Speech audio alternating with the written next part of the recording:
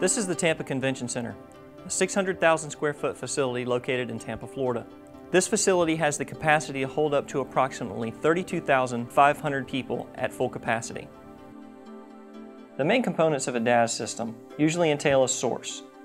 The source is either a base station, or BTS, or a bidirectional amplifier, otherwise known as a repeater. If a repeater system, a donor antenna is required. The donor antenna is typically placed on a rooftop or somewhere where it can be oriented to pull the signal from the closest macro site. That donor antenna is then connected through coax cabling down through a lightning protection assembly and then plugged into the repeater or BDA.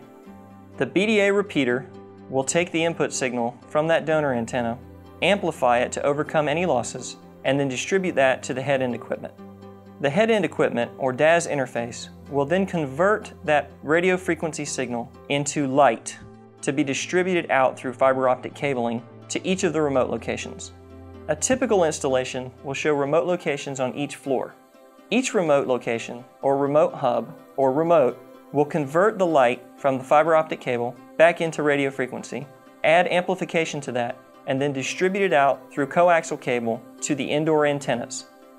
Depending upon the application, you can either use an omnidirectional antenna or a directional antenna to meet your coverage objectives. The purpose of a DAS in this facility would be to provide additional coverage and capacity as well as improved data speeds throughout the facility.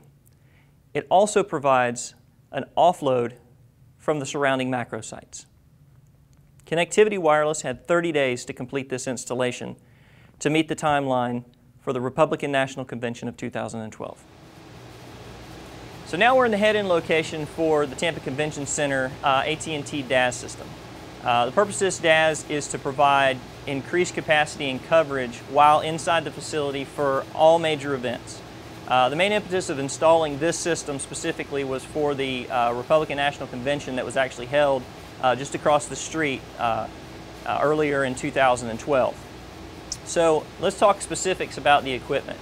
As we discussed before, the head end is really the brains, the main components of a DAS system. That's where the interface from the outside, whether it's via a BDA or a repeater, would come in over an antenna through that BDA. That source would then plug into the head end of the DAS and then be distributed over fiber to remote locations. In this case, the main purpose of the DAS is to provide increased capacity for not only just voice calls, but data calls and data speeds as well. LTE, the capacity of LTE is a major driver of all DAS systems that we're seeing installed today, and capacity is key. So let's go through this a little bit. This happens to be, this head end is an 8-sector head end. So AT&T is driving this with 8 separate base stations. They're actually using 3 frequency bands that they're licensed for here. Their LTE is operating on 700 megahertz. They have voice and data, UMTS voice and data 3G that's being operated across the 850 cell band as well as the 1900 megahertz band. So let's talk specifically about that. We have multiple base stations that are feeding this DAS. So speaking specifically to this sector, this is the radio interface unit, or RIU-3. This is a piece of gear that is manufactured by Mobile Access. This system happens to be a Mobile Access 2000 TSX system, and we'll get into the TSX portion in a minute. Basically, it means tri-service unit. We have 3 frequency bands that are coming across this system specifically. So let's talk about them. In your radio interface unit, you have the radio interface unit chassis itself, which provides all the combining, and then you have specific frequency modules to interface with your base stations. In this case, we have 700 LTE, so 700 megahertz LTE band. We have the cellular 850 band, and then we have the PCS with G-Block compliant 1900 megahertz band.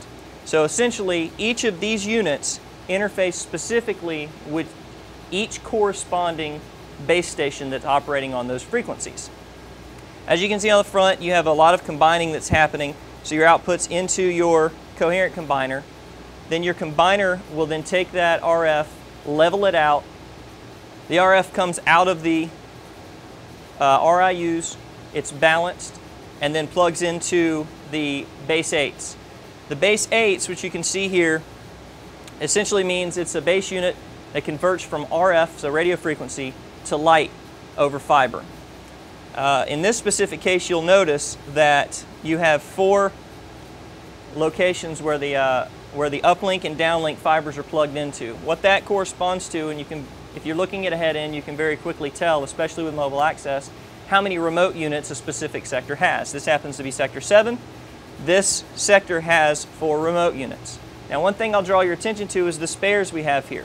Should the carrier decide that at a later date they need to add more coverage, they need to sectorize, they need to improve data speeds, they can add remote units up to double.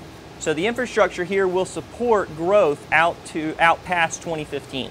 I want to draw your attention to something specific to these sectors. You'll notice that there are 2 radio interface units here, and there are 2 base 8 units here. The reason for that is this system is MIMO, multi-input, multi-output. That is specifically to cover the 700 megahertz band, the LTE, and to provide improved data speeds. So you'll notice that there are a couple blank locations here. That is because this system is established to be MIMO for LTE only. There's no need to run the 850 and the 1900 in a MIMO configuration.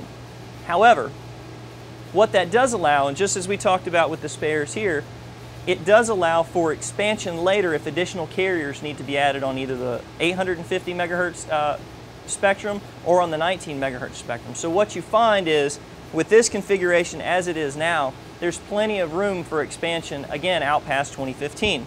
So as you can see down here, this is MIMO Path B, or Data Stream 2, depending upon the nomenclature that you're using and which wireless carrier you're working for. And you have the 2 blank panels here that can be expanded to whatever frequencies that you require. Additionally, you'll see that there are 2 base units. Again, MIMO Path A, MIMO Path B, or Data Stream 1, Data Stream 2 LTE. Another component that I wanted to point out while we're here in the head end is the remote units.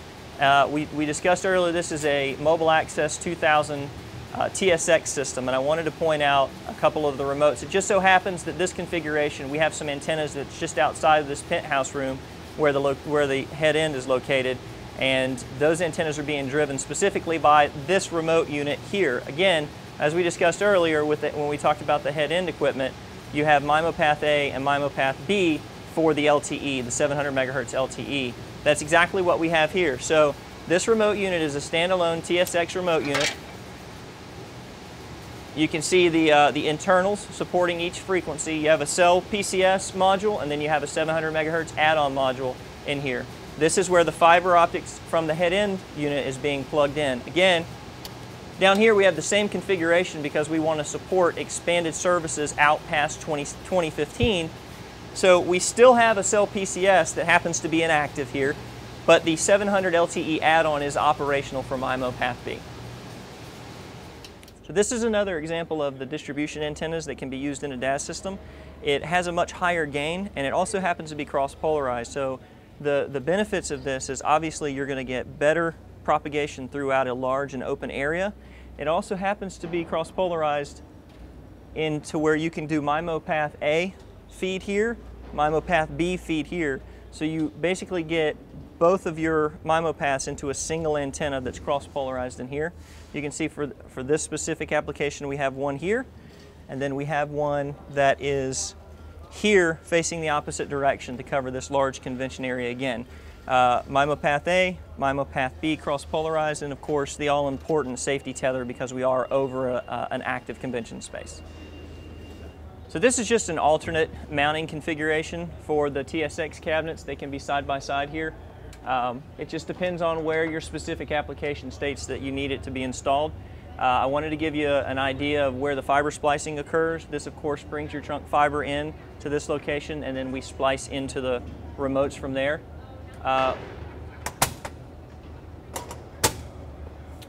You can tell we have this location, which is the Mobile Access TSX cabinets, but another wireless carrier also has a remote location here as well. This is a good example of the Andrew Ion B remotes.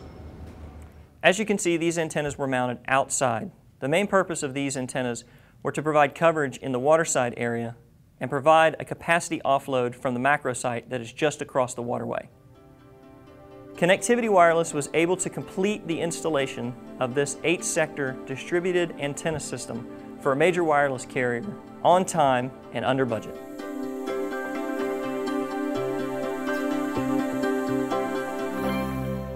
This is Raymond James Stadium, home of the National Football League's Tampa Bay Buccaneers and the University of South Florida Bulls.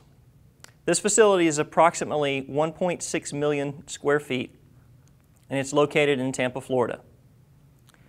This stadium has the capacity to hold up to 65,900 people. Why would the carrier need a DAS in this facility? The main purpose would be to provide additional capacity for the users during game days and special events, as well as improve throughput speeds for data and multimedia usage. During the 2011-2012 football season, there were an average of 50,000 people attending each game. To install this 23-sector DAS, Connectivity Wireless had 60 days to complete the installation before the start of the 2012-2013 football season. So now we're at the head end at the Raymond James Stadium distributed antenna system for AT&T Wireless. So what we have here is, as you can see, we have a 23-sector DAS system serving the stadium. Basically, it's the same setup as we had at Tampa Convention Center. It is a Mobile Access 2000 TSX system. Again, very similar architecture as we had at Tampa Convention Center. We've got the radio interface units for MIMO Path A and Path B, or Data Stream 1, Data Stream 2. We're running the same frequency bands because we're in the same city, Tampa. 700 megahertz, 800 megahertz, and 1900 megahertz, and again, Path B here. Same setup here. We happen to be using a base 4 here instead of the base 8s that we saw at Tampa Convention Center. In the more complex DAS systems, it's sometimes necessary to balance the signal before it goes into the head end of the DAS. What you see in this shot are the CCI DAS interface trays. These are high-power variable attenuators that allow us to balance the signal prior to hitting the head end of the DAS. What you see here is a tray filled with all of the fiber optic cables that extend from the head end location out to all of the remotes. This is a good example of the Andrew panel antennas. These antennas are made for indoor use, and as you can see here, their primary function is to cover this long hallway in the service area. This is an example of an outdoor location for an indoor antenna. As you can see, we've run all of the Trilogy coax feeding these antennas through this conduit. These are the Andrew Omni antennas that are being used to service the elevator area in the suites. As you may have noticed with most of the antennas throughout this video, they're separated by about 5 feet. That allows the MIMO separation for spatial diversity. This is an example of one of the antennas that's serving the upper concourse area, the upper seats of the bowl. As you can see, mounted on the light stands, pointed at a 65-degree downtilt angle. The intent of these antennas is to cover that upper area and those upper seats. This is a shot from the front side, from the fan's perspective, of what the antennas would look like on the light stand. The remotes required to service the antennas in the light stand had to be mounted in an area that was close enough to provide adequate signal without loss across the cable. To do that, we mounted these remote locations inside NEMA 3R enclosures to prevent moisture and humidity from affecting the indoor rated remote boxes. Through a junction box, you can see that all of the coax is extended from these NEMA enclosures up to the light stand antennas. This is an example of the antennas covering the end zone seats. As you can see, we have an antenna location in each corner and then a location that's on the scoreboard stand just below the play clock. These antennas will also cover the concession areas. Connectivity Wireless was able to complete this 23-sector distributed antenna system for a major wireless carrier, both on time and under budget.